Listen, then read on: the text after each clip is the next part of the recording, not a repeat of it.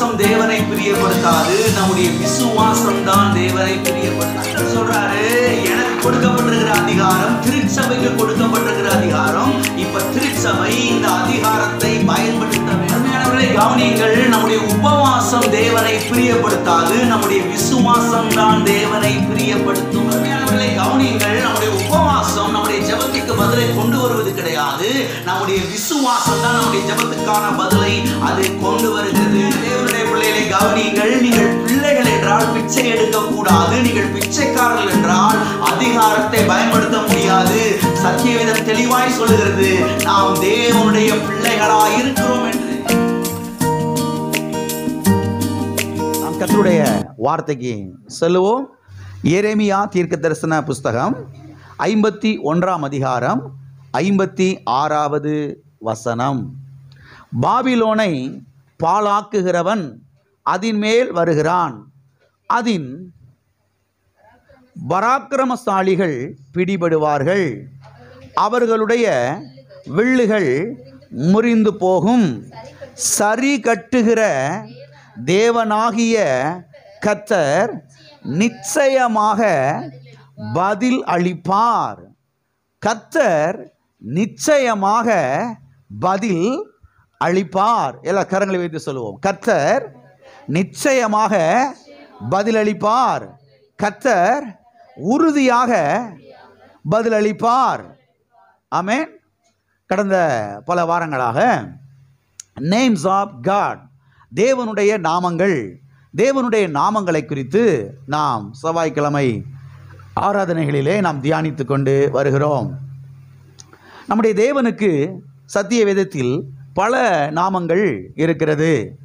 Elohim, El Shaddai, Ebenezer, Jehovah Rafah, Jehovah நிசி, Jehovah ஈரே, Jehovah ஷம்மா, Jehovah Shalom, Jehovah சபயோத், Jehovah ஷிக்கேனு, Emmanuel, இயேசு என்று இப்படி நம்முடைய தேவனுக்கு சத்திய வேதத்தில் பல நாமங்கள் இருக்கிறது.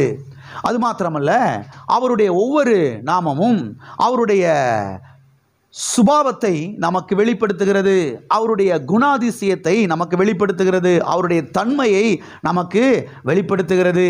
அவர் எப்படிப்பட்டவர், அவர் என்ன செய்கிறார், அவரால் என்ன செய்ய முடியும் என்பதையெல்லாம் இந்த நாமங்கள் நமக்கு வெளிப்படுத்துகிறது. அவர் எவ்வளவு நல்லவர், அவர் எவ்வளவு பெரியவர், அவர் எவ்வளவு வல்லவர், அவர் எவ்வளவு உண்மையுள்ளவர் என்பதையெல்லாம் இந்த நாமங்கள் நமக்கு வெளிப்படுத்துகிறது. அவர் எவ்வாறு நம்மை போஷிக்கிறார், அவர் எவ்வாறு நம்மை பாதுகாக்கிறார், அவர் எவ்வாறு நம்மை பராமரிக்கிறார் என்பதையெல்லாம் இந்த நாமங்கள் நமக்கு தெளிவாக என்ன செய்கிறது, வெளிப்படுத்துகிறது. அது மாத்திரமல்ல, இதிலே ஒரு சில நாமங்களை குறித்து நாம் தெளிவாக பார்த்து தியானித்தோம்.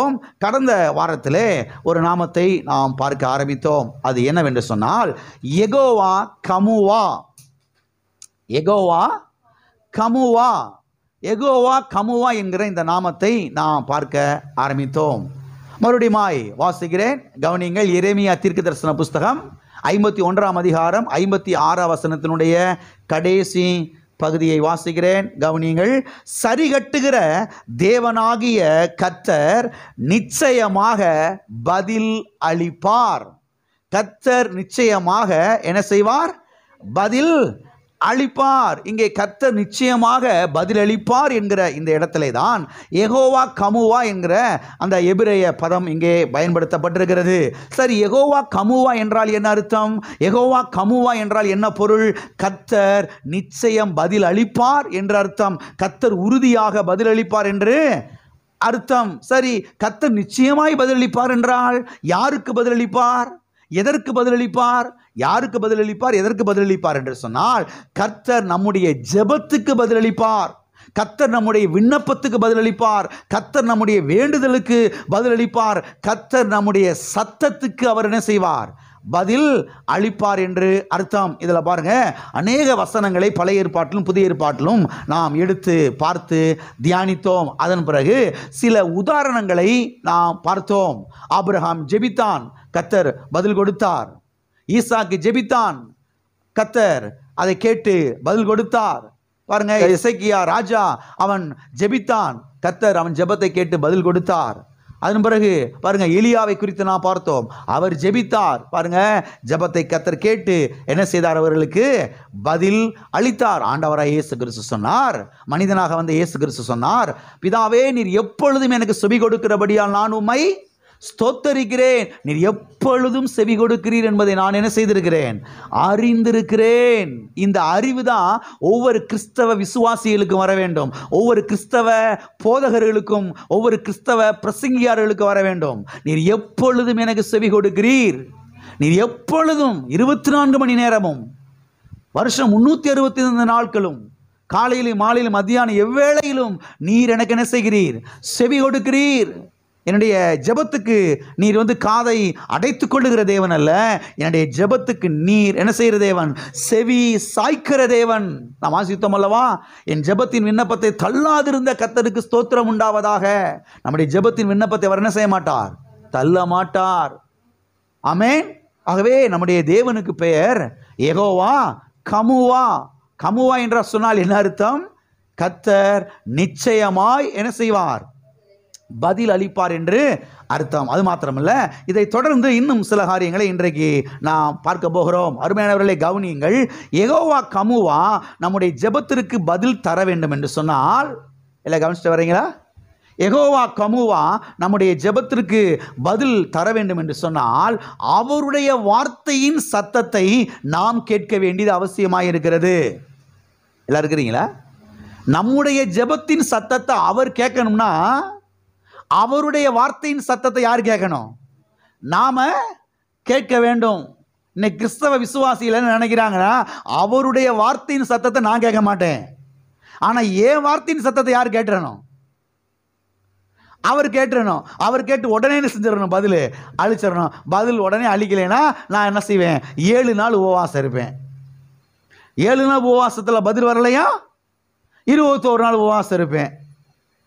21 நாள் உபவாசத்துலையும் பதில் வரலையா, 101 நாள் உபவாசத்தில் என்ன செய்வேன்? நான் இருப்பேன். அப்படி இல்லையா, எச்சி உழுங்காமல் உபவாசம் இருப்பேன். அங்கேயும் ஜெபத்துக்கு பதில் வரலையா, கடுங்காப்பி உபவாசம் போட்டு என்ன செய்வேன்? அதுக்கும் ஜெபத்துக்கு பதில் வரலையா, வேசாட்டில் அம்மாவாசை உபவாச ஜெபம். என்ன ஜெபம்? செவ்வாய் வெள்ளி உபவாச ஜெபம். இப்படி பல விதங்கள் இறங்கிறது. ஏன் ஜெபத்துக்கு பதில் வரல அப்படின்றத கிறிஸ்தவ விசுவாச மக்கள் பாருங்க, அவர்கள் அதை ஆராய்ச்சி பண்ணுறதே கிடையாது. அதை கொஞ்சமாவது உட்காந்து ஏன் ஜெபத்துக்கு பதில், எதுக்காக ஜெபத்துக்கு வரல, என்ன காரணமாக இருக்கும், அதெல்லாம் கொஞ்சம் கூட யோசிக்கிறதே கிடையாது, சிந்திக்கிறதே கிடையாது. குருட்டாம்போக்கில் அடிச்சு போகிறது. இதை செஞ்சு பார்த்தேன், ஜெபத்துக்கு பதில் இல்லையா, இதை செஞ்சு பார்ப்போம். அதுக்கும் ஜெபத்துக்கு பதில் இல்லையா, அதை செஞ்சு பார்ப்போம். அப்படியே அடுத்து போகிறாங்களே தவிர, நின்று நிதானமாக யோசித்து தேவ பிரசன்னத்தில் அமர்ந்து வேதத்தை அதிகமாய் வாசித்து, ஏன் ஜெபத்துக்கு பதில் வரலை, ஏன் யெகோவா கமுவா என் ஜெபத்துக்கு பதில் தராமல் இருக்கிறாரு? கர்த்தர் நிச்சயமாய் பதில் தருவேன்னு சொல்லிட்டாரே, அப்போ அவர் பதில் தந்திருக்கணும்ல. அப்போ பதில் தரலேனா, பதில் வரலேனா, அப்போ வேற எதையாவது மிஸ்டேக் நம்மகிட்ட இருக்குமோ அப்படிங்கிறத என்ன செய்யணும்? ஆராய்ச்சி பண்ணி நம்மை நாமே அனலைஸ் பண்ணி என்ன செய்யணும்? பரிசோதித்து என்ன செய்ய வேண்டும்? பார்க்க வேண்டும். ஆகவே ஒரு காரியத்தை நீங்கள் தெளிவாய் புரிந்து கொள்ளுங்கள். யெகோவா கமுவா நம்முடைய ஜெபத்திற்கு பதில் தர வேண்டும் என்று சொன்னால், அவருடைய வார்த்தையின் சத்தத்தை நாம் என்ன செய்ய வேண்டும்? கேட்க வேண்டும். அந்த வார்த்தையின் சத்தத்தை கேட்டு அதன்படி என்ன செய்ய வேண்டும்? நடக்க வேண்டும். அப்போ தான் நம்முடைய ஜெபத்தை அவர் என்ன செய்வார்? கேட்பார். நம்முடைய சத்தத்தை அவர் கேட்பார். நம்முடைய சத்தத்தை அவர் கேட்டு என்ன செய்வார்? பதில் தருவார். வாசிப்போம். நீதிமொழிகள் புஸ்தகம் 28வது அதிகாரம் 9வது வசனம். வேதத்தை கேளாதபடி தன் செவியை விளக்குகிறவனுடைய ஜெபமும் அருவருப்பானது. வேதத்தை கேளாதவனுடைய ஜெபம் எப்படிப்பட்டதாக இருக்கிறது? அருவருப்பாய் இருக்கிறது. வேதத்தை கேளாதபடி தன் செவியை விளக்குகிறவன், அவனுடைய ஜெபம் கர்த்தருக்கு எப்படி இருக்கிறதாம்? அருவருப்பாய் இருக்கிறதாம். எதை கேளாதவனுடைய ஜெபம்?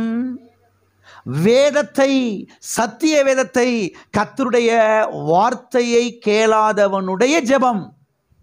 எல்லாம் இருக்கிறீங்களா? எப்படிப்பட்டதாக இருக்கிறது? அருவருப்பாய் இருக்கிறது. அதாவது பிரியமில்லாமல் இருக்கிறது. பிரியமில்லாமல் இருக்கிறது என்று சத்தியவேதம் சொல்லுகிறது. இந்த வசனம் ஈஸி டு ரீட் வேர்ஷன் என்கிற ஒரு ஆங்கில மொழிபெயர்ப்பிலே எப்படி வந்திருக்கிறது என்று சொன்னால், ஒருவன் தேவனுடைய வார்த்தையை, ஒருவன் தேவனுடைய போதனையை கேட்க மறுத்தால் தேவன் அவனுடைய ஜெபங்களையும் கேட்க மறுத்து விடுவார் என்று மொழிபெயர்க்கப்பட்டிருக்கிறது. நல்ல மொழிபெயர்த்திருக்கிறாங்க பாருங்க. தேவனுடைய வார்த்தையை கேட்க இவங்க என்ன செய்யறாங்க? மறுக்கிறாங்க. அதுக்கெல்லாம் இவங்களுக்கு நேரம் இல்லை. தேவனுடைய வார்த்தையை கேட்கறதுக்கு சபைக்கு வர்றது கிடையாது, வீட்டில் போய் பிரசங்கம் செய்தியை போட்டு கேட்கறது கிடையாது, வேதத்தை வாசிக்கிறது கிடையாது, அதில் ஆர்வமாக இருக்கிறது கிடையாது, அவருடைய வார்த்தையின் சத்தத்தை கேட்கறதுலாம் கிடையாது. கர்த்தர் என்ன செஞ்சிடணும்? இவங்களுடைய சத்தத்தை கேட்டணும். கர்த்தர் இவங்க ஜெபத்தை என்ன செஞ்சிடணும்? கேட்டணும். சத்தியவேதம் தெளிவாய் சொல்லுகிறது, ஒருவன் தேவனுடைய வார்த்தையை, தேவனுடைய போதனையை கேட்க மறுத்தால் தேவன் அவனுடைய ஜெபங்களையும் கேட்க மறுத்து விடுவார். தேவன் அவனுடைய ஜெபங்களை கேட்க மறுத்து விடுவார். இந்த வசனம் பொது மொழிபெயர்ப்பிலே எப்படி வந்திருக்கிறது என்று சொன்னால், வாசிக்கிறேன் கவனிங்கள். ஒருவன் திருச்சட்டத்திற்கு, அதாவது கர்த்தருடைய வார்த்தைக்கு கீழ்ப்படியாதவரானால் கடவுளும் அவன் வேண்டுதலை அருவருத்து தள்ளிவிடுவார். அருவருத்து தள்ளுவார் என்று மொழிபெயர்க்கப்பட்டிருக்கிறது. ஒருவன் திருச்சட்டத்திற்கு, அதாவது கர்த்தருடைய வார்த்தைக்கு கீழ்ப்படியாதவரானால் கடவுளும் அவருடைய வேண்டுதலை, அவருடைய ஜெபத்தை, அவருடைய விண்ணப்பத்தை அருவருத்து தள்ளுவார். எப்படி தள்ளுவார்? அருவருத்து தள்ளுவார். நீ கிறிஸ்தவ வட்டாரத்தில் பார்த்தீங்கன்னா அநேக கிறிஸ்தவர்கள் பாருங்க, ஓடுறது, அங்கே ஓடுறது, இங்கே ஓடுறது, இங்கே ஓடுறது, இங்கே ஓடுறது, இங்கே ஓடுறது. தீர்க்க தரிசனம் கேட்கறதுக்கு ஓடுறது. எங்கே ஓடுறது? தீர்க்க தரிசனம் கேட்கறதுக்கு ஓடுறது. முன்னாடெல்லாம் குறியேக்க ஓடிக்கிட்டு தெரிஞ்சாங்க, இப்போ எங்கே ஓடிக்கிட்டு திரிறாங்க? ஏன்னா இனி ஒரு மாதிரியா பார்க்குறீங்க? முன்னாதெல்லாம் அதை எதையும் கையில் வாங்கிக்கிட்டு குறி வாக்குறதுக்கு ஓடுறது. இப்போ எங்கே ஓடுறது? தீர்க்க தரிசனம் கேட்கறதுக்கு ஓடுறது. அங்கே ஒரு தீர்க்க தரிசி வந்திருக்கிறாரா, இங்கே ஒரு தீர்க்க தரிசனம் சொல்கிற அக்கா வந்திருக்காங்களாம், அப்படி டான் சொல்கிறாங்களா அந்த அக்கா, அப்படி கரெக்டாக சொல்லிடுறாங்களா? எல்லாருடைய சத்தத்தையும் கேட்கறதுக்கெல்லாம் அறிவு இருக்குது, ஆனால் கர்த்தருடைய சத்தத்தை கேட்கறதுக்கு மட்டும். அதனால தான் கிறிஸ்தவ வாழ்க்கையில் தோல்வி. அதனால தான் ஜெபத்துக்கு பதில் வரல. கர்த்தருடைய உள்ள வேதனைப்படுது. கர்த்தர் சொல்கிறாரு, எல்லாருடைய சத்தத்தையும் கேட்கறதுக்கு ஓடுறேப்பா. அந்த பிரசங்கியார், இந்த பிரசங்கியார், அந்த தீர்க்கதரிசி, இந்த அக்கா, அந்த அக்கா, ஒரு அக்கா விட்டு வைக்க மாட்டேங்கிற. என் வார்த்தை கேட்கறதுக்கு என் பிரசனத்துக்கு வரவே மாட்டேங்கிறியே, வேதத்தை எடுக்கவே மாட்டேங்கிறிய, கையில் வசனத்தை வாசிக்கவே மாட்டேங்கிறியே, வேதத்தை தியானம் பண்ணவே மாட்டேங்கிறியே, நான் என்ன சொல்கிறேன்றதை கவனிக்கவே மாட்டேங்கிறியே, என் வார்த்தை உனக்கு பிரியமாக இல்லாமல் போச்சு. அப்புறம் எப்படி ஓன் ஜெபம் எனக்கு பிரியமாக இருக்கும்? அப்புறம் எப்படி ஓன் சத்தத்தை நான் கேட்பேன்? ஓன் ஜெபத்தின் சத்தத்தை நான் எப்படி கேட்பேன்? ஓன் ஜெபத்தின் சத்தத்தை கேட்டு நான் எப்படி உனக்கு பதில் தருவேன்? எல்லாம் இருக்கிறீங்களா? எல்லா இடத்துக்கும் ஓடியாச்சு, ஜெபத்துக்கு பதில் வரலை. அப்பயாவது நின்று நிதானமாக யோசிச்சு எதுக்காக ஜெபத்துக்கு பதில் வரலன்னு சொல்லி யோசிக்கிறது கிடையவே கிடையாது. என்கிட்ட அடுத்து வேற எங்கேயாச்சும் சொன்னால் ஓடுறது. ஓடி ஓடி ஓடி ஓடி வருஷங்கள் போச்சு, காலங்கள் போச்சு, நாட்கள் போச்சு, வயசாகி போச்சு, வாழ்க்கையில் விரக்தி, தொய்வு, கலக்கம், என்னடா வாழ்க்கை அப்படின்ற மாதிரி ஆயிடுறாங்க. இதெல்லாம் காரணம் என்ன தெரியுமா? மணிக்கணக்கில் உட்காந்து கர்த்தருடைய சத்தத்தை கேட்கறது கிடையாது. கர்த்தர் என்ன சொல்கிறாருன்றதை காது கொடுத்து கேட்கறதே கிடையாது. கர்த்தருடைய சத்தத்துக்கு செவி கொடுக்கறது கிடையவே கிடையாது. எல்லா இடத்துக்கும் ஓடுறது. வந்து இங்கே உட்காந்து முழங்கால படிக்கிட்டு கர்த்தர்கிட்ட ஜெபம் பண்ணுறது. எல்லா இடத்துக்கும் ஓடின பிறகு எங்கே வந்து தான் பேசணும் கர்த்தர்கிட்ட? எல்லாம் இருக்கிறீங்களா? எல்லா இடத்துக்கும் ஓடி வந்து போயிட்டு கடைசியில் எங்கே தான் வரணும்? கர்த்தர்கிட்ட தானே வரணும். அப்போ கர்த்தருடைய சமூகத்துக்கு வந்து கர்த்தருடைய சத்தத்தை ஒழுங்காக கேட்டு அதன் பிறகு நம்ம ஜெபம் பண்ணால் கர்த்தர் நம்ம சத்தத்தை என்ன செய்வார்? கேட்பார். அருமையான தேவனுடைய பிள்ளைகளை கவனியுங்கள். இங்கே இருக்கிறவர்கள் நீங்கள் கவனியுங்கள். இதை கேட்டுக்கொண்டிருக்கிறவர்கள் கவனியுங்கள். கர்த்தர் உங்களுடைய ஜெபத்துக்கு பதில் தர வேண்டும் என்றால், கர்த்தர் உங்கள் ஜெபத்தின் சத்தத்தை கேட்க வேண்டும் என்றால், நீங்கள் அவருடைய சத்தத்தை கேட்கிறவர்களாக இருக்க வேண்டும். நீங்கள் அவருடைய சத்தத்தை கேட்கிற அந்த பழக்கத்தை உடையவர்களாக இருக்க வேண்டும். அதில் ஊறினவர்களாய், அதில் மூழ்கினவர்களாய் நீங்கள் இருக்க வேண்டும். அப்போ தான் உங்கள் ஜெபத்தின் சத்தத்தை அவர் என்ன செய்வார்? கேட்பார். அவருடைய சத்தம், அவருடைய வார்த்தை உங்களுக்கு பிரியமாக இருக்கும் பொழுது உங்கள் வார்த்தையின் சத்தம் அவருக்கு பிரியமாக இருக்கும். அவருக்கு அது பிரியமாக இருக்கும். எல்லாம் இருக்கிறீங்களா? அவருடைய வார்த்தையின் சத்தம் உங்களுக்கு பிரியமா இல்லைனா, அவருடைய வார்த்தை உங்களுக்கு பிரியமா இல்லைனா, உங்க வார்த்தையின் சத்தம் அவருக்கு பிரியமா இருக்கவே இருக்காது. சங்கீதக்காரன் சொல்லுகிறான், கர்த்தருடைய வேதத்திலே பிரியமாய் இருந்து அவருடைய வேதத்திலே தியானமாய் இருக்கிற மனுஷன் ஆசீர்வதிக்கப்பட்டவன், பாக்கியவான், பேறு பெற்றவன், கொடுத்து வைத்தவன். அப்ப கர்த்தருடைய வேதத்திலே பிரியமா இருக்கிறவங்க ஜெபத்தை தான் அவர் கேட்பாரு. அவங்க ஜெபத்தை அவருக்கு என்ன செய்யும்? பிரியமா இருக்கும். கர்த்தருடைய வார்த்தையின் மேல நாம பிரியமா இருக்கணும். அப்பதான் நம்ம ஜெபத்து மேல அவர் என்ன செய்வார்? பிரியமா இருப்பார். ஆகவே இது ஒன்றோடு ஒன்றாக பாருங்க தொக்கி நிற்கிறது. ஆகவே தேவனுடைய பிள்ளைகள் ஆழமாய் கவனிக்க வேண்டும். யெகோவா கமுவா நம்முடைய ஜெபத்துக்கு பதில் தர வேண்டும் என்றால் அவருடைய வார்த்தையை நாம் கேட்கிறவர்களாய் இருக்க வேண்டும். அவருடைய வார்த்தையின் சத்தத்திற்கு செவி சாய்க்கிறவர்களாய் இருக்க வேண்டும். அவருடைய சத்தம் எப்போதும் நமக்கு பிரியமாய் இருக்க வேண்டும். அவருடைய வார்த்தை நமக்கு எப்போதும் பிரியமாய் இருக்க வேண்டும். ஆகவே தேவனுடைய வார்த்தைக்கு நாம் கீழ்ப்படியும் போது தான் அவருடைய, அதாவது அவர் நம்முடைய சத்தத்திற்கு என்ன செய்வார்? செவி கொடுப்பார். வாசிப்போம். யோவான் எழுதின சுவிசேஷம் 10ஆம் அதிகாரம் 27வது வசனம். என் ஆடுகள் என் சத்தத்திற்கு செவி கொடுக்கிறது, நான் அவைகளை அறிந்திருக்கிறேன், அவைகள் எனக்கு பின் செல்கிறது. என்ன அருமையான வார்த்தை பாருங்க. ஆண்டவர் இயேசு கிறிஸ்து சொல்லுகிறார் இங்கே, என் ஆடுகள் என் சத்தத்திற்கு என்ன செய்கிறது? செவி கொடுக்கிறது. ஆடு வளர்க்குறவங்களுக்கு தெரியும். எல்லாம் இருக்கிறீங்களா? பேரை சொல்லி கூப்பிட்டு அப்படி கரெக்டாக வந்து நிற்கிது, ஓடி வந்து நிற்கிது பாருங்க. நம்மளை பேரை சொல்லி கூப்பிட்டாதான் நம்ம வந்து நிற்க மாட்டேங்கிறோம். காது கேட்காத மாதிரி தெரியாமல் நின்றுக்கிட்டு இருக்கோம். அப்படியே வீம்புக்கிட்டே நிற்கிறது. பார்த்துருக்கிறீங்களா? வேண்டும்னு இப்படி தெரியாத மாதிரி நிற்கிறது. கர்த்தர் சொல்றாரு, என் சத்தத்துக்கு நீ செவி கொடுத்தாதான் உன் சத்தத்துக்கு என்ன செய்வேன்? நான் செவி கொடுப்பேன். கண்டுக்கிறாம தெரியாத மாதிரி இப்படி பாவலா பண்ணிக்கிட்டு தெரிஞ்சு நினச்சிக்க, உன் ஜெபத்துக்கு பதில் வரவே வராது. நீ ஏமாத்திக்கிட்டு இருக்கிற. நஷ்டம் எனக்கு இல்லை, நஷ்டம் உனக்கு தான். எல்லாம் இருக்கிறீங்களா? ஆண்டவர் என்ன சொல்லுகிறார்? என் ஆடுகள் என் சத்தத்திற்கு செவி கொடுக்கிறது, நான் அவைகளை அறிந்திருக்கிறேன். அப்படின்னா என்ன அர்த்தம்? என் சத்தத்துக்கு செவி கொடுக்கிற ஆடைத்தான் நான் அறிந்திருக்கிறேன். என் சத்தத்துக்கு செவி கொடுக்காத ஆடை நான் என்ன செய்யல? அறியல. எல்லாம் இருக்கிறீங்களா? அப்ப அவருடைய சத்தத்துக்கு செவி கொடுக்கிற நம்மளை அவர் நல்லா அறிஞ்சிருக்கிறாரு. நம்மள என்ன செஞ்சிருக்கிறாரு? அறிந்திருக்கிறார். அவருடைய ஜெபத்துக்குத்தான் கர்த்தர் என்ன செய்கிறாரு? பதில் கொடுக்கிறார். ஆகவே நாம் அவருடைய சத்தத்தை கேட்டு பாருங்க நடக்கும்போது தான் நம்முடைய சத்தத்தை அவர் என்ன செய்வார்? கேட்பார். அநேக கிறிஸ்தவர்கள் கர்த்தருடைய சத்தத்தை கேட்கிறதே கிடையாது. ஆனால் இவர்களுடைய சத்தத்தை அவர் கேட்க வேண்டும் என்று என்ன செய்கிறார்கள்? இவர்கள் நினைக்கிறார்கள், விரும்புகிறார்கள். இது சரி கிடையாது. அவருடைய சத்தத்தை நாம் கேட்கும் போதுதான் நம்முடைய ஜெபத்தை அவர் என்ன செய்வார்? கேட்பார். சரி, அவருடைய சத்தம் என்பது எது? இதை நீங்கள் கவனிக்க வேண்டும். இந்த இடத்துல தான் அநேக கிறிஸ்தவ விசுவாசிகள், அநேக கிறிஸ்தவ பாஸ்டர்கள்லாம் தவறி விடுகிறார்கள். அவருடைய சத்தத்தை கேட்கணும், அவருடைய சத்தத்தை கேட்கணும்னா வானத்திலிருந்து அப்படியே வானமே அதிர்ற மாதிரி, வீடு அப்படி மகனே அப்படி வீடெல்லாம் குலுங்குற மாதிரி ஒரு சத்தம் கேட்கணும் மாதிரி இவங்க நினச்சிக்கிட்டு தர்றாங்க. யாரு? கிறிஸ்தவ விசுவாசிகள். நான் வேற யாரையோ சொல்லலை. கிறிஸ்தவ பிரசங்கியார்கள் பாருங்க, மொட்டி போட்டு ஜோம் பண்ணும் போது பக்கத்தில் யாரோ வந்து டம்முன்னு இறங்கி அப்படியே ஒரு உலுக்கி மகனே கலங்காதே அப்படின்னு ஒரு ஆட்டணும் அப்படின்ற மாதிரி இவங்க என்ன செய்கிறாங்க? மைண்டில் செட் பண்ணி வச்சிருக்கிறாங்க. வருஷம் 35 ஆச்சு, இன்னும் ஒரு ஆள் வந்து குலுக்கவும் இல்லை, ஆட்டவும் இல்லை. இவங்களும் ஆடிக்கிட்டு கிடக்குறாங்க. இருக்கிறீங்களா? இவங்களும் ஆடிக்கிட்டு கிடக்குறாங்க. யார் நம்மளை ஆட்டை வச்சு நம்மளாவது ஆடிக்கிறோம் அப்படின்ற மாதிரி. அருமையான தேவனுடைய பிள்ளைகளை கவனிங்கள். அவருடைய சத்தம் என்பது எது? அவருடைய வார்த்தையின் சத்தம் தான் அவருடைய சத்தமாகும். கர்த்தர் வார்த்தையின் மூலமாக தான் நமக்கு சத்தம் கொடுக்கிறார். வார்த்தையின் மூலமாக தான் கர்த்தர் நம்மளை டைரக்ஷன் பண்ணுகிறார். வார்த்தையின் மூலமாக தான் கர்த்தர் நம்மளை கைட் பண்ணுகிறார். வார்த்தையின் மூலமாக தான் கர்த்தர் நம்மை நடத்துகிறார். வேற வழியில் கர்த்தர் செய்வது கிடையாது, நடத்துறது கிடையாது. என்னைக்கோ ஒரு நாள் அது அதிரசனமாக, என்னைக்கோ ஒரு நாள் என்ன செய்யலாம், அது நடக்கலாம். அன்றாடம் கர்த்தர் நம்மளை எப்படி தான் நடத்துறாரு? அவருடைய வார்த்தையின் மூலமாக தான்.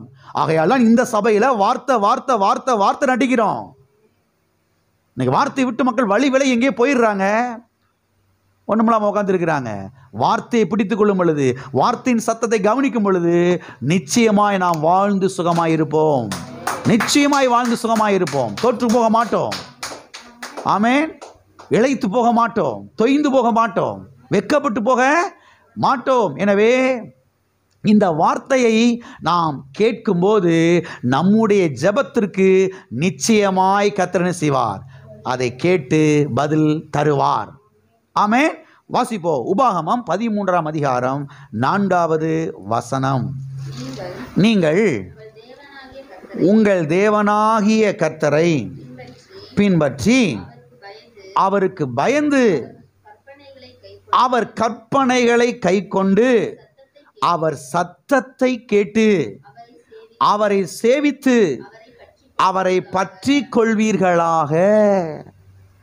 அவரை பற்றி கொள்வீர்களாக. எனவே அவரை பின்பற்றும் போது, அவருக்கு பயந்து நடக்கும் பொழுது, அவருக்கு கீழ்ப்படிந்து நடக்கும் பொழுது, அவருடைய கற்பனையை கை கொண்டு நடக்கும் பொழுது, அவருடைய சத்தத்தை கேட்டு நடக்கும் போதுதான் நம்முடைய சத்தத்தை அவர் கேட்பார். நம்முடைய ஜெபத்திற்கு அவர் என்ன செய்வார்? பதில் தருவார். ஆமென்.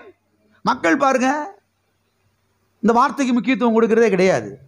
வார்த்தைக்கு மரியாதை கொடுக்கிறதே கிடையாது. வார்த்தையை பற்றி அவங்ககிட்ட நம்ம பேசணும்னா வார்த்தையாவது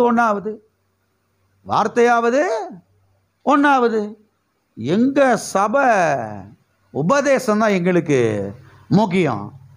எங்க சபை உபதேசம் தான் எங்களுக்கு முக்கியம். வார்த்தையில் எங்களுக்கு முக்கியம் கிடையவே. எல்லாவற்றையும் மக்கள் இழந்துடுறாங்க பாருங்க. ஒன்றுமில்லாமல் இப்போ மக்கள் போயிடுறாங்க பாருங்க. என்னென்னமோ ஜெபம் பண்ணி பார்க்குறாங்க, குதிச்சு ஜெபம் பண்ணி பார்க்குறாங்க. அந்த ஜெப மலையில் போய் உட்காந்து ஜெபம் பண்ணிட்டு வந்துட்டா, எங்கே போய் ஜெபமலையில் கட்டி வச்சிருக்கிறாங்க. அந்த ஜெபமலையை சுற்றி வந்து ஜெபமலையில் ஏறிட்டு வந்துட்டா நம்ம ஜெபத்துக்கு பதில் வந்துடும் பிரதர். 7 முறை ஏறிட்டு வந்தாச்சு ஜெபமலையில், இன்னும் ஜெபத்துக்கு என்ன செய்யலை? பதில் வரலை. ஏன்னா கர்த்தர் சொல்றார், ஏன் வார்த்தையின் சத்தத்தை நீ கேட்கல, ஏன் வார்த்தைக்கு நீ செவி கொடுக்கல, ஏன் வார்த்தை உனக்கு பிரியமா இல்லை. எல்லாம் இருக்கிறீங்களா? ஏன் வார்த்தை உனக்கு பிரியமா இல்லாதனால ஓன் ஜெபம் எனக்கு பிரியமா இல்லை, அவ்வளவுதான். நீ அங்கங்க ஓடிக்கிட்டு திரியிற, வருஷங்களை வீணாக்கிட்டு திரியிற. என் வார்த்தையின் சத்தத்துக்கு என்னைக்கு நீ செவி கொடுக்கிறாயோ அன்றைக்கு ஓன் சத்தத்துக்கு நான் செவி கொடுப்பேன், ஓன் ஜெபத்துக்கு நான் செவி கொடுப்பேன். ஓன் ஜெபம் எனக்கு பிரியமாயிருக்கும், ஓன் ஜெபத்துக்கு நான் பதில் தருவேன். ஆமென். ஆகவே யெகோவா கமுவா எப்பொழுது நம்முடைய ஜெபத்துக்கு பதில் தருவார்? அவருடைய வார்த்தையின் சத்தத்தை நாம் கேட்கும் போது நமக்கு என்ன செய்வார்? அவர் பதில் தருவார். வாசிப்போம். சங்கீதம் 145:19. அவர் தமக்கு பயந்தவர்களுடைய விருப்பத்தின்படி செய்து அவர்கள் கூப்பிடுதலை கேட்டு அவர்களை ரட்சிக்கிறார். அவர் தமக்கு பயந்தவர்களுடைய விருப்பத்தின்படி செய்து, யாருடைய விருப்பத்தின்படி செய்து? தமக்கு பயந்து நடக்கிறவர்கள், தமக்கு கீழ்ப்படிந்து நடக்கிறவர்கள், தம்முடைய சத்தத்தை கேட்டு நடக்கிறவர்கள். எல்லாம் இருக்கிறீங்களா? அவருடைய சத்தத்தை யார் கேட்டு நடக்கிறார்களோ அவர்களுடைய விருப்பத்தின்படி செய்கிறார் கர்த்தர். அவர்களுடைய விருப்பத்தின்படி என்ன செய்கிறார் கர்த்தர்? காரியங்களை அவர்களுக்கு நிறைவேற்றி கொடுக்கிறார். ஆகவே கர்த்தருடைய விருப்பத்தின்படி நாம் செய்யும் போதுதான், அவருடைய விருப்பத்தின்படி நாம் நடக்கும் பொழுதுதான், அவருடைய விருப்பத்தின்படி நாம் வாழும் பொழுதுதான் நமக்கு அவர் என்ன செய்வார்? செவி கொடுப்பார். நம்முடைய ஜெபத்துக்கு அவர் என்ன செய்வார்? பதில் அளிப்பார். ஆகவே தேவனுடைய பிள்ளைகள் இதை ஆழமாய் புரிந்து கொள்ளுங்கள். அவருடைய சத்தத்தை நாம கேட்காம, அவருடைய வார்த்தையின் சத்தத்தை நம்ம கேட்காம, அவருடைய வார்த்தை நமக்கு பிரியமா இல்லாம நம்முடைய ஜெபத்துக்கு பதில் வரவே வராது. ஆகவே எப்போதும் கர்த்தருடைய வார்த்தையின் மேலே பிரியமாயிருங்கள். கர்த்தருடைய வார்த்தையின் சத்தத்தை கேட்பதற்கு ஆவலாயிருங்கள். விடிந்தா அடைந்தால் நேரம் கிடைச்சா வேதத்தை தூக்குங்க. அங்கெங்கேயும் ஓட வேணாம், அங்கங்கேயும் ஓடி திரிய வேணாம், நேரத்தையும் காலத்தையும் வீணாக்க வேணாம், வருஷங்களை வீணாக்க வேணாம். நேரம் கிடச்சிச்சா உடனே சத்திய வேதத்தை தூக்குங்க, தனியாக உட்காருங்க, உட்காந்து வேதத்தை வாசிங்க, அதில் பிரியமாக இருங்க. நான் சொல்லுகிறேன், நீங்கள் செய்வதெல்லாம் வாய்க்கும். 100க்கு 100 வாய்க்கும். யெகோவா கமுவா நிச்சயமாய் உங்கள் ஜெபத்துக்கு என்ன செய்வார்? பதில் அளிப்பார். ஆமென். அது மாத்திரமல்ல, யெகோவா கமுவா எப்பொழுது நம்முடைய ஜெபத்துக்கு பதில் அளிப்பார் என்று சொன்னால், அவருடைய வார்த்தையை மையமாக வைத்து ஜெபிக்கும் போதுதான் அவர் நமக்கு பதில் தருவார். இதை கவனியுங்கள். யெகோவா கமுவா எப்பொழுது நம்முடைய ஜெபத்துக்கு பதில் தருவார் என்றால், அவருடைய வார்த்தையை நாம் மையமாக வைத்து ஜெபிக்கும் போது. எதை மையமாக வைத்து ஜெபிக்கும் பொழுது? அவருடைய வார்த்தையை. யாரோ அவருடைய வார்த்தையே கிடையாது, ஏதோ ஒரு மனுஷனுடைய வார்த்தை அல்ல, அவருடைய வார்த்தையை மையமாக வைத்து நாம் ஜெபிக்கும் பொழுது யெகோவா கமுவா நிச்சயமாய் நம்முடைய ஜெபத்துக்கு என்ன செய்வார்? பதில் தருவார். வாசிப்போம். சங்கீதம் 138:2. உமது பரிசுத்த ஆலயத்திற்கு நேராக நான் பணிந்து உமது கிருபையின் மித்தமும் உமது உண்மையின் மித்தமும் உமது நாமத்தை துதிப்பேன். உமது சகல பிரஸ்தாபத்தை பார்க்கிலும் உமது வார்த்தையை நீர் மகிமைப்படுத்தி இருக்கிறீர். சகல பிரஸ்தாபத்தை பார்க்கிலும். எதை பார்க்கிலும்? உமது சகல பிரஸ்தாபத்தை பார்க்கிலும் உமது வார்த்தையை. எதை? உமது வார்த்தையை நீர் என்ன செய்திருக்கிறீர்? மகிமைப்படுத்தி இருக்கிறீர். எதை மகிமைப்படுத்தி இருக்கிறீர்? உமது வார்த்தையை. எதை பார்க்கிலும்? உமது சகல பிரஸ்தாபத்தை பார்க்கிலும், எல்லாவற்றை பார்க்கிலும் கர்த்தருடைய வார்த்தை அதுதான் அவருக்கு முக்கியம் என்று அவரே இங்கே சொல்லுகிறதை நாம் பார்க்கிறோம். அவருக்கே அவருடைய வார்த்தை தான் முக்கியம். எல்லாம் இருக்கிறீங்களா? அவருக்கே அவருடைய வார்த்தை தான் முக்கியம்னா இப்போ நமக்கு எது முக்கியமாக தெரியணும்? அவருடைய வார்த்தை தான் நமக்கு முக்கியமாக தெரியணும். அப்போ நம்முடைய ஜெபத்திற்கு பதில் வர வேண்டும் என்றால் போய் தேவ சமூகத்தில் நின்றுட்டு என்னத்தையாவது என்ன செய்யக்கூடாது? கொட்டி குமிச்சு வச்சுக்கிட்டு இருக்கக்கூடாது. கர்த்தருடைய வார்த்தையை மையமாக வைத்து ஜெபிக்க கற்றுக்கொள்ள வேண்டும். கர்த்தருடைய வார்த்தையை மையமாக வைத்து, கர்த்தருடைய வாக்குத்தத்தங்களை மையமாக வைத்து அவருடைய வார்த்தை நினைப்பூட்டி ஜெபிக்க கற்றுக்கொள்ள வேண்டும். அப்பொழுதுதான் நம்முடைய ஜெபத்துக்கு 100க்கு 100 பதிலை நாம் பெற்றுக்கொள்ள முடியும். ஆமென். அப்போ ஜெபத்தில் போய் எதை மையமாக வைத்து ஜெபிக்க வேண்டும் என்று சொன்னால், அவருடைய வார்த்தையை மையமாக வைத்து ஜெபிக்க வேண்டும். நம்முடைய கண்ணீரை மையமாக வைத்து அல்ல, நம்முடைய முழங்காலை மையமாக வைத்து அல்ல, நம்முடைய கதறலை மையமாக வைத்து அல்ல, நம்முடைய அழுகையை மையமாக வைத்து அல்ல, அவருடைய வார்த்தையை மையமாக வைத்து, அவருடைய கல்வாரியை மையமாக வைத்து, அவருடைய இரத்தத்தை மையமாக வைத்து, அவருடைய கல்வாரி பாடுகளை மையமாக வைத்து என்ன செய்ய வேண்டும்? ஜெபிக்க கற்றுக்கொள்ள வேண்டும். இன்னைக்கு அநேக கிறிஸ்தவ விசுவாச மக்கள், கிறிஸ்தவ விசுவாசிகள் என்ன சொல்கிறாங்கன்னா, ஆண்டவரே என் மொட்டியை பாருங்க ஆண்டவரே, மொட்டியெல்லாம் தேஞ்சு போச்சு ஆண்டவரே, நடுமுழங்காலே நின்று என் முழங்காலெல்லாம் தேஞ்சு போச்சு ஆண்டவரே, அப்படியே காப்பு பிடிச்சிருச்சு ஆண்டவரே, ஒட்டக முழங்கால் மாதிரி ஆயிடுச்சு ஆண்டவரே. எது மாதிரி ஆயிடுச்சு ஆண்டவரே? ஒட்டக முழங்கால் மாதிரி ஆயிடுச்சு ஆண்டவரே. என் கண்ணீரை பாருங்க ஆண்டவரே, எவ்வளோ கண்ணீரை துருத்தியில் பிடிச்சி வச்சிருக்கிறேன் ஆண்டவரே. எதில் பிடிச்சி வச்சிருக்கிறேன்? துருத்தியில் பிடிச்சி வச்சிருக்கிறேன் ஆண்டவரே, பக்கெட்டில் பிடிச்சி வச்சிருக்கிறேன் ஆண்டவரே. எங்கே பாருங்க ஆண்டவரே இந்த பாத்திரத்தை, இதுக்கு மேலே கண்ணீர் இல்லை ஆண்டவரே. எல்லாம் இருக்கிறீங்களா? நைட்டில் 2 மணிக்கு நடுமாலங்கால நின்று பலனெல்லாம் போச்சு ஆண்டவரே. இவங்க ஜெபத்தில் போய் எதை மையமாக வைக்கிறாங்கன்னா, இவங்க முழங்கால், இவங்க கண்ணீர், இவங்களுடைய எச்சி, இவங்களுடைய அழுக, இவங்களுடைய உபவாசம், இவங்களுடைய பட்டினி. புரியுதா உங்களுக்கு? இதைத்தான் மையமாக வச்சுருக்காங்களே தவிர கர்த்தருடைய வார்த்தை என்ன செய்யலை? மையமாக வைக்கலை. அதனால தான் ஜெபத்துக்கு என்ன செய்யலை? பதில் வரலை. ஆகையால் தான் அநேக காரியங்களை நாம் சரி பண்ண வேண்டியது அவசியமாக இருக்கிறது. ஜெபத்தில் போய் கர்த்தருடைய வார்த்தையை மையமாய் வைத்து என்ன செய்ய வேண்டும்? நாம் ஜெபிக்க வேண்டும். வாசிப்போம். 1 யோவான் 5:14 நாம் எதையாகிலும் அவருடைய சித்தத்தின்படி கேட்டால் அவர் நமக்கு செவி கொடுக்கிறார் என்று என்பதே அவரை பற்றி நாம் கொண்டிருக்கிற தைரியம். எது? தைரியம். நாம் எதையாகிலும் அவருடைய சித்தத்தின்படி கேட்டால், எப்படி கேட்டால்? அவருடைய சித்தத்தின்படி, அதாவது அவருடைய வார்த்தையின்படி கேட்டால். அவருடைய, அப்ப ஜெபத்துல எது மையமா இருக்கணும்? அவருடைய வார்த்தை மையமா இருக்கணும். நம்முடைய அழுகை, நம்முடைய கதறல், நம்முடைய கண்ணீர், நம்முடைய முழங்கால், நம்முடைய உபவாசம், நம்முடைய அழுகை, நம்முடைய கடுங்காப்பி, அது மையமான செய்யக்கூடாது, இருக்கக்கூடாது.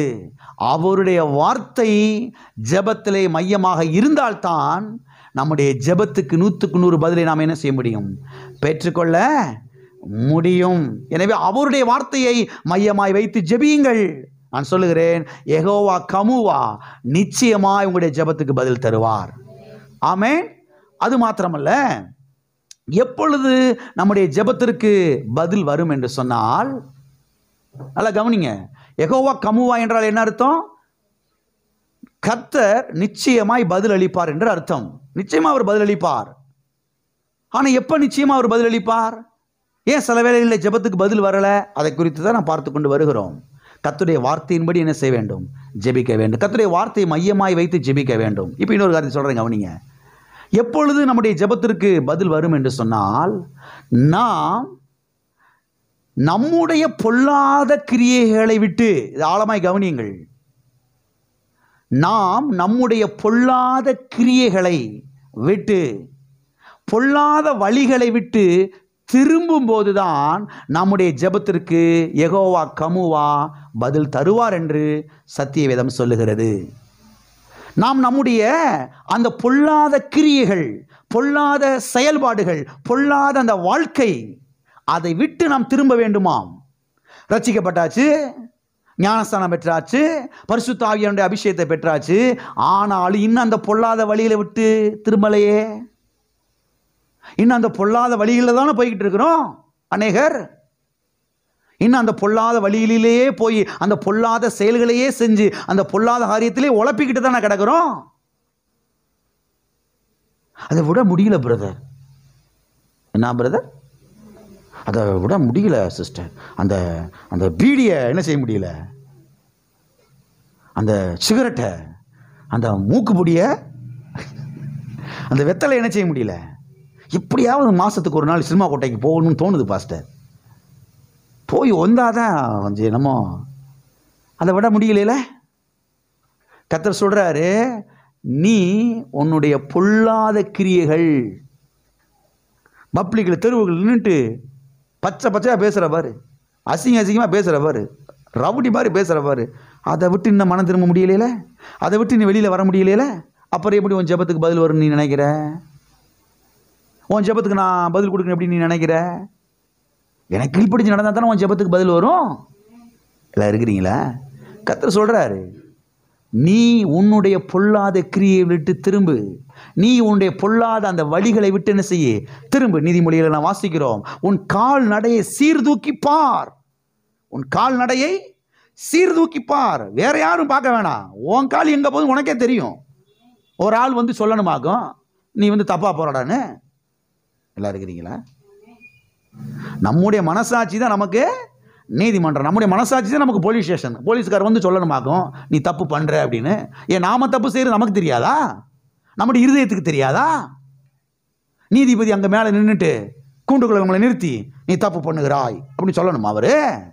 நம்முடைய இருதயம்தான் நமக்கு நீதிமன்றம், நம்முடைய இருதயம் தான் நமக்கு போலீஸ் ஸ்டேஷன். நம்முடைய இருதயமே நமக்கு சொல்லுது, ஏய் நீ தப்பாக போகிற, நீ தப்பாக செயல்படுற, தப்பாக வாழ்கிற, தவறான வார்த்தைகளை செய்கிற, அது எனக்கு பிரியம் இல்லை. நீ பிரியமில்லாத லைனில் போகும்போது ஓன் ஜெபத்துக்கு என்ன செய்ய முடியாது, நான் பதில் தரேன். எல்லாம் இருக்கிறீங்களா? வாசிப்போம் அந்த வசனத்தை. சகரியா தீர்க்க தரிசன புஸ்தகம் 1ஆம் அதிகாரம் 4வது வசனம். உங்கள் பிதாக்களை போல இராதேயுங்கள், முந்தின தீர்க்கதரிசிகள் அவர்களை நோக்கி உங்கள் பொல்லாத வழிகளையும் உங்கள் பொல்லாத கிரியைகளையும் விட்டு திரும்புங்கள் என்று சேனைகளின் கர்த்தர் சொல்லுகிறார் என்று கூப்பிட்டார்கள். ஆனாலும் எனக்கு செவி கொடாமலும் என்னை கவனியாமலும் போனார்கள் என்று கர்த்தர் சொல்லுகிறார். தீர்க்கதரிசியில பூரா கர்த்தர் அனுப்பிச்சுக்கிட்டே இருக்கிறாரு. மனம் திரும்புங்கப்பா, அந்த பொல்லாத வழியை விட்டு மனம் திரும்புங்க, அந்த பொல்லாத கிரியைகளை விட்டு மனம் திரும்புங்கன்னு சொல்லி கர்த்தர் பாருங்க தீர்க்கதரிசியில அனுப்பி அனுப்பி அனுப்பி அனுப்பி அனுப்பி அவங்களுக்கு சத்தம் கொடுக்கிறாரு. தீர்க்கதரிசியெல்லாம் பிடிச்சி அடிக்கிறது, தீர்க்கதரிசியில விரட்டி அடிக்கிறது, தீர்க்கதரிசி ஊருக்குள்ள நுழைய விடாம பண்றது. எல்லாம் இருக்கிறீங்களா? கர்த்தர் சொல்றாரு, உன் வழி எனக்கு பிரியமா இல்லை, உன் செயல்கள் எனக்கு பிரியமா இல்லை. ஆனா நீ கூப்பிட்ட உடனேயே நான் கேட்கணும், நீ ஜெபம் பண்ண உடனே உன் ஜெபத்துக்கு நான் பதில் தரணும்னு சொல்றியே, எப்படி எப்படி? அதான் கர்த்தர் கேட்கிறாரு. நீ ஜெபம் பண்ண உடனே மழையை ஊத்திடணுமா? நீ ஜெபம் பண்ண உடனே வானத்திலிருந்து தண்ணிலாம் கொட்டி பூமி கிணற தோண்டின உடனே அப்படி பூமியிலிருந்து தண்ணி பொத்துக்கிட்டு வந்துடணுமா? பெரிய விளைச்சல் வந்துடணுமா? மூடைய கொண்டு வந்துடணுமா? என் சத்தத்தை கேட்கவே மாட்டேங்கிறியே, என் சத்தத்துக்கு செவி கொடுக்கவே மாட்டேங்கிறையே, உன் வழி எனக்கு பிரியமா இல்லையே, உன்னுடைய கிரியைகள் அது எனக்கு பிரியமா இல்லையே. எல்லாம் இருக்கிறீங்களா? நான் கூப்பிட்டும் சத்தம் கொடுக்க மாட்டீர்கள் என்று இங்கே சகரியா தீர்க்கதரிசியின் மூலமாக கர்த்தர் இஸ்ரவேல் ஜனங்களுக்கு சொல்லுகிறதை நான் பார்க்கிறோம். அப்ப யெகோவா கமுவா எப்பொழுது நம்முடைய ஜெபத்துக்கு பதில் தருவார் என்று சொன்னால், நம்முடைய வழிகள் கர்த்தருக்கு பிரியமாய் இருக்கும் பொழுது, நம்முடைய வாழ்க்கை கர்த்தருக்கு பிரியமாய் இருக்கும் பொழுது, நம்முடைய நடைகள் கர்த்தருக்கு பிரியமாய் இருக்கும் பொழுது, நம்முடைய செயல்பாடுகள் கர்த்தருக்கு பிரியமாய் இருக்கும் பொழுது, நம்முடைய பார்வை கர்த்தருக்கு பிரியமாய் இருக்கும் பொழுது, நம்முடைய வாயின் வார்த்தைகள் கர்த்தருக்கு பிரியமாய் இருக்கும் பொழுது, நம்முடைய முழு வாழ்க்கையும் கர்த்தருக்கு பிரியமாய் இருக்கும் பொழுதுதான் நம்முடைய ஜெபத்துக்கு அவர் என்ன செய்வார்? பதில் தருவார். ஆமென். பக்கத்தில் கைப்பிடி சொல்லுங்க, உங்க வாழ்க்கை கர்த்தருக்கு பிரியமா இருக்கும் போதுதான், உங்க செயல்பாடுகள் கர்த்தருக்கு பிரியமா இருக்கும் பொழுதுதான் யெகோவா கமுவா உங்க ஜெபத்துக்கு பதிலளிப்பார். ஆகையால் கர்த்தருக்கு பிரியமாய் வாழுங்கள், நிச்சயமாய் உங்க ஜெபத்தை கர்த்தர் கேட்டு பதில் தருவார். ஆமென், ஆமென். ஆகவே இந்த ஊரில் இருக்கிறவங்க மாதிரியே வாழக்கூடாது. அவங்க வேற, நம்ம இந்த ஊரில் தான் இருக்கிறோம். ஆனால் கர்த்தர் நம்மளை வேறு பிரிச்சிருக்கிறார், கர்த்தர் நம்மளை பிரித்தெடுத்திருக்கிறார், அவருக்கு சொந்தமானவர்களாய் ஆக்கி இருக்கிறார். ஆகவே அவருக்கு பிரியமாக நடக்கணும். ஆமென். பிரியமாக நடக்கும் பொழுது நம்முடைய ஜெபத்துக்கு 100க்கு 100 பதில் என்ன செய்யும்? வரும். ஆமென். அது மாத்திரமல்ல, அவருடைய நாமத்தினாலே கேட்கும் பொழுது நிச்சயமாய் அவர் பதிலளிப்பார் என்று சத்தியவேதம் சொல்லுகிறது. இதை நீங்கள் கவனியுங்கள். அவருடைய நாமம் என்ன? இயேசு. எல்லா நாமங்களும் எங்க வந்துருச்சு? ஒரு நாமத்துக்குள்ள வந்துருச்சு. எல்லா நாமங்களும் அந்த ஒரு நாமத்துக்குள்ள வந்துருச்சு.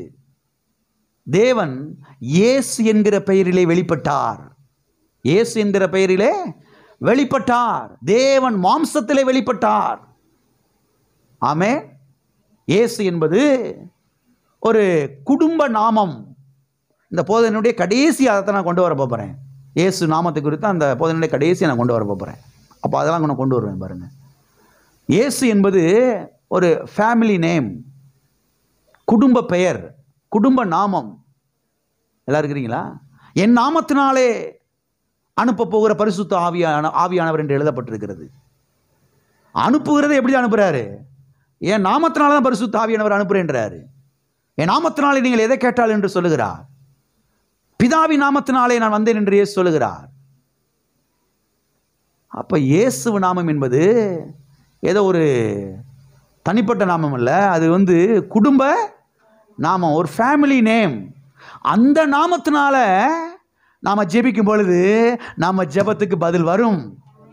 ஏன்னா நாம அந்த ஃபேமிலிக்குள்ள தான் இருக்கிறோம். நீங்க எந்த ஃபேமிலி? எந்த ஃபேமிலி?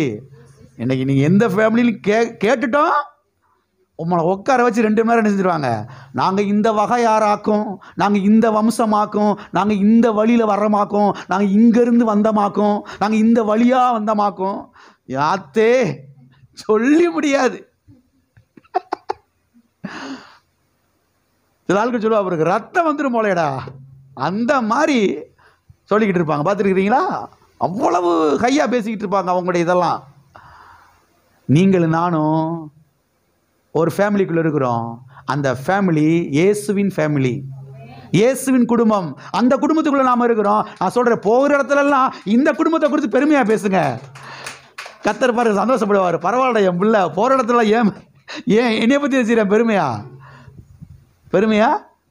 நீங்கள் வீட்டிலலாம் பார்த்தீங்கன்னா பையன் சில காரியங்களை செய்ய போகும்போது அவங்க அப்பாவுக்கு தான் ரொம்ப பெருமையாக இருக்கும்.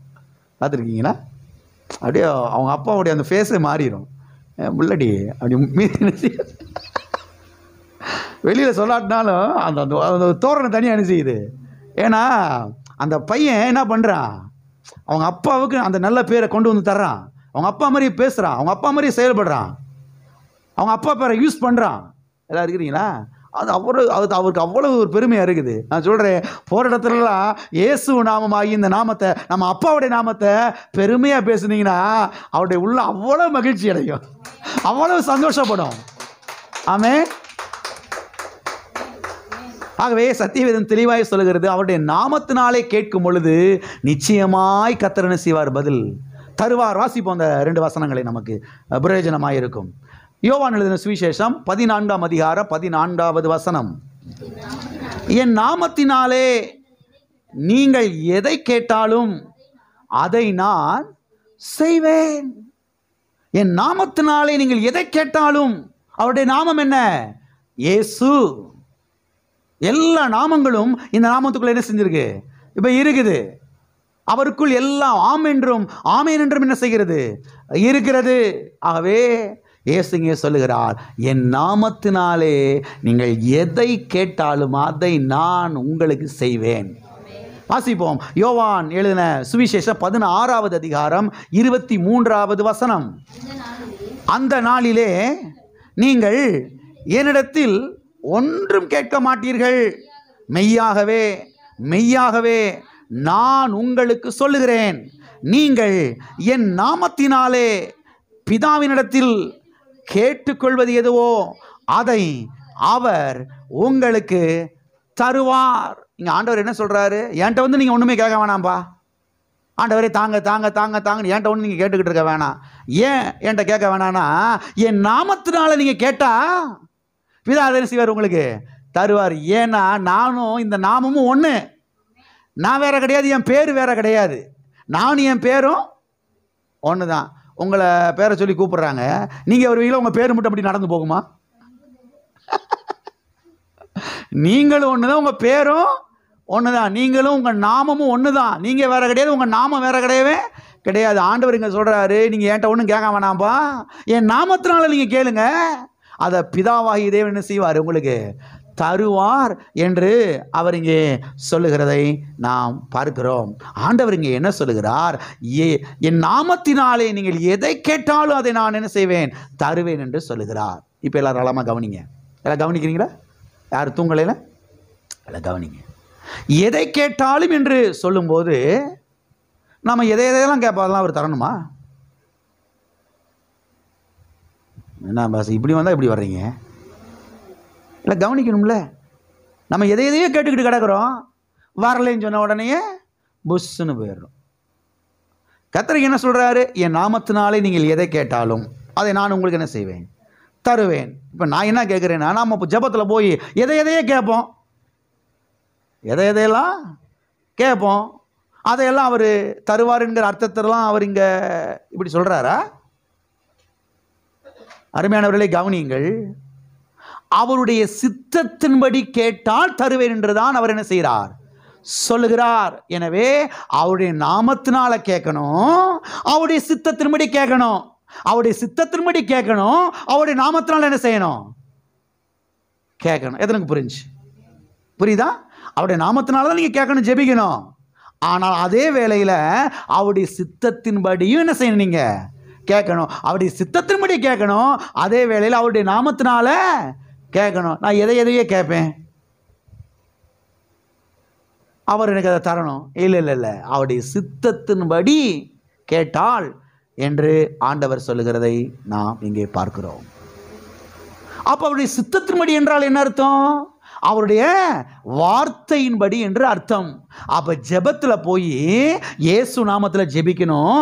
அதே வேளையில அவருடைய வார்த்தையின் அடிப்படையிலே, அவருடைய வாக்குத்தத்தத்தின் அடிப்படையிலே அவர் எதை தருவேன் என்று சொல்லி இருக்கிறாரோ, அவர் எதை கொடுப்பேன் என்று சொல்லி இருக்கிறாரோ, அவர் எதை நான் உனக்கு பண்ணுவேன் என்று அவர் சொல்லியிருக்கிறாரோ, அந்த வாக்குத்தத்தத்தை எடுத்து அவருக்கு நினைப்பூட்டி, கர்த்தாவே இதை தருவேன் என்று இப்படி சொல்லியிருக்கிறீரே, இதை உம்முடைய நாமத்தினாலே நான் கேட்கிறேன், கல்வாரி சிலுவையின் மூலமாய் கேட்கிறேன், உம்முடைய ரத்தத்தின் மூலமாய் கேட்கிறேன், உம்முடைய கல்வாரி பாடுகள் மூலமாய் நான் கேட்கிறேன், இதை நீர் எனக்கு செய்யும் என்று சொல்லும் பொழுது கர்த்தர் சொல்றார், 100க்கு 100 பதில் வாங்கிக்க போ, 100க்கு 100 பதில் வாங்கிக்க போ.